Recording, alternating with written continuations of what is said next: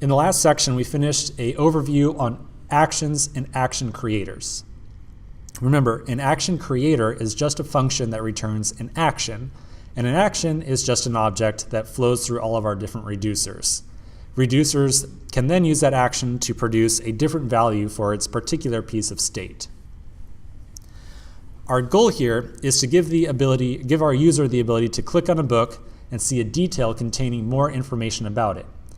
Step number 1 in this process is to make sure that clicking on a book will actually trigger an action creator. So here's how we're going to make that happen. We're going to define an action creator, and we're going to make sure that we call it whenever a book title is clicked on. Makes sense, right? Let's start with creating the action creator first. In the actions folder, I'm going to open up index.js. And for right now, this is going to contain all the different action creators that we make. For now, we're going to create a single action creator called selectBook. An action creator is just a function, and we're going to call it selectBook. It's going to take as its only argument a book, which is an object with a title.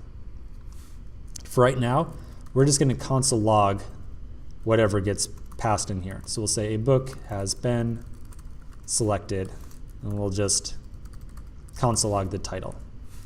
We're also going to make sure that we export this function, because obviously we want to make use of this action creator in other places inside of our application. All right, so I'm going to go ahead and save this. So here's our action. We just need to be able to call it whenever a user actually clicks on a book. So you might think to yourself, okay, no problem. We're just going to import it into the book list component, and we're going to call it in a onClick handler. Unfortunately, not quite so simple. Right now, this is just a plain function, right? We need to make sure that the action that gets returned from it ends up running through all of our reducers. So we can't just call this function and expect that the action is going to show up in the right place, right? We have to actually make sure that this action creator is wired up to Redux. Do you remember when we were working on book list and we created a connection between book list and our state with this connect function right here? It turned book list from a component into a container. So we're going to further connect this component by binding the select book action to this book list component. We're going to throw down a little bit of code here and then walk through it. Trying to explain it beforehand is probably just going to be a little bit confusing, so let's just do some typing first, and then we'll talk about exactly what's going on. So at the top, we're first going to import the action creator, selectBook. Right now, we're in containers, so we're going to go up into actions and then get index. So we'll go up into actions and then get index, like so. Next, we're going to import a function called bind action creators from Redux. This is a function, this bind action creators right here, is what we're going to use to make sure that the action that is generated by the action creator actually ends up flowing through all the different reducers. So this is the part right here where we take that return value from selectBook and make sure that it actually flows through all the different reducers in our application. Next, at the bottom, we're going to define another function here called map dispatch to props. The first argument is going to be dispatch, and this is definitely where we're going into, let's write some code and then explain what's going on, so just bear with me for a second here. Inside of here, we're going to return bind action creators, and we're going to pass it an object with a key of selectBook and a value of selectBook. So in this case, this selectBook right here is the actual action creator that we imported at the top. Then the second argument after the object will be dispatch.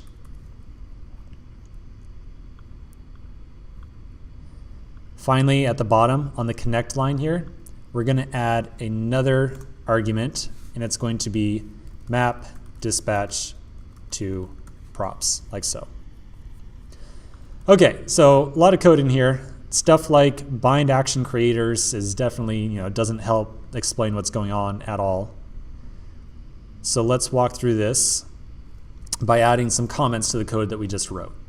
So first, let's start inside of map dispatch to props. Whenever select book is called, the result should be passed to all of our reducers. That's what bind action creators is doing here with the dispatch right here. It's saying, okay, I understand that you're going to call select book. I understand this is an action creator that you're going to call at some point in time. Whenever it gets called, I want to make sure that the result of it flows through this dispatch function right here. And this dispatch function is what takes all these actions and it basically, it receives them kind of like a funnel, and it spits them back out to all the different reducers in our application. So again, bind action creators with dispatch says, all right, I'm going to take this stuff and I'm going to take all these actions, I'm going to make sure that they get passed on to all the different reducers inside the application. Next, the actual function map dispatch to props. Anything returned from this function will end up as props on the book list container. So notice how we specifically are passing an object with key select book and value select book. So just in the same way that map state to props worked, where whatever we returned ended up as props on our component, on our container, same exact thing for map dispatch to props. Whatever is returned from this function, but so in reality, whatever we pass here as the first argument is going to be available as props to our container. So now that we've defined this, inside of our container, we can call this.props.selectBook, specifically because this key right here. This is the magic right here. This.props.selectBook, and that will call our action creator. All right, there's one last piece in here that we got to explain. We're going to say, and we're going to kind of add a comment here that kind of also explains what's going on with map state to props. So we'll say promote book list from a component to a container. It needs to know about this new dispatch method select book. Make it available as a prop. Okay, so without a doubt, this is probably the most confusing code around in Redux. If you start working on your own project, I highly recommend you reference the React Redux documentation, as it gives a great guide of all the different ways that you can use Connect here.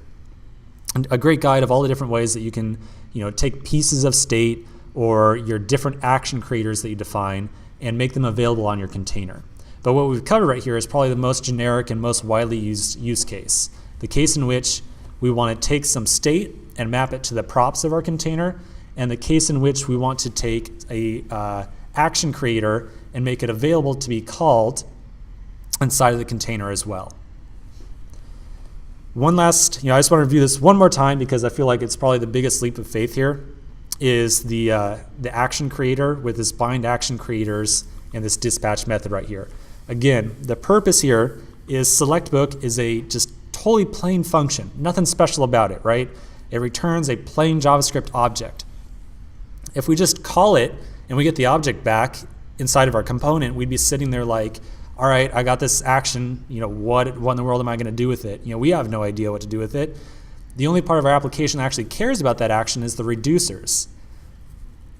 So the purpose of bind action creators and dispatch is specifically to take what gets returned from select book and make sure that it flows through all the reducers. That's the purpose of bind action creators and dispatch.